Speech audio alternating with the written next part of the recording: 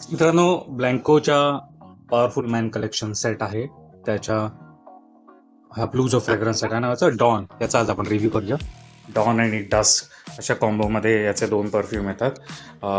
Don म्हणजे पहाट, dusk म्हणजे संध्याकाळ किंवा रात्र मधला time. So you can imagine की हा असा day time fresh scent type असेल. सरप्रायझिंगली डस्क मला खूप आवडलेला, पण तो खूप फुजर टाईप आहे. पान शॉप, बार्बर शॉप टाईप त्याचा फ्रेग्रन्स होता. I was interested in this. Obviously कुठेही वापरता येईल अशा टाईपचा एक फ्रॅग्रन्स हवा होता. बापरे, खूप ओके, खूप स्ट्रॉंग याचा केमिकल ओपनिंग आहे, जे बजेट परफ्यूममध्ये एक्सपेक्टेड असतं. हो, आत्ता मला आठवलं, तो अजून पण आहे याच्यामध्ये.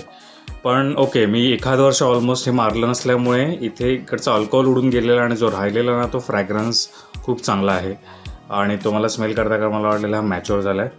पण ऑब्व्हियसली हा मॅच्युअर नाही झाला किंवा झालाही असेल. पण मला आता रिअलाईज होत आहे की सुरुवातीचा जो अल्कोहोल ब्लास्ट असतो या बजेट परफ्युम्समध्ये, त्याच्यावर आपण जज नाही करू शकत.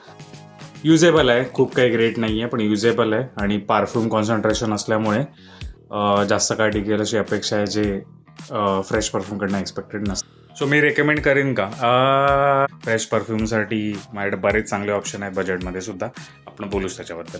एक गोष्ट रिअलाईज होते, मी जेव्हा मगाशी स्किनवर मारलेला 2 मिनिटापूर्वी, अल्कोहोल हे उडून गेल्यानंतर हलकासा बिअरेबल झाला आहे.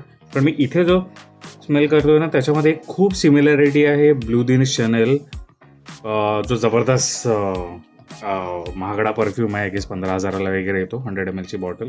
खूप फेमस, जगात खूप पॉप्युलर. त्याचा कुठे ना कुठे हा कॉपी करतोय. आणि आता 1 वर्षानंतर मला या गोष्टी कळायला लागल्यात.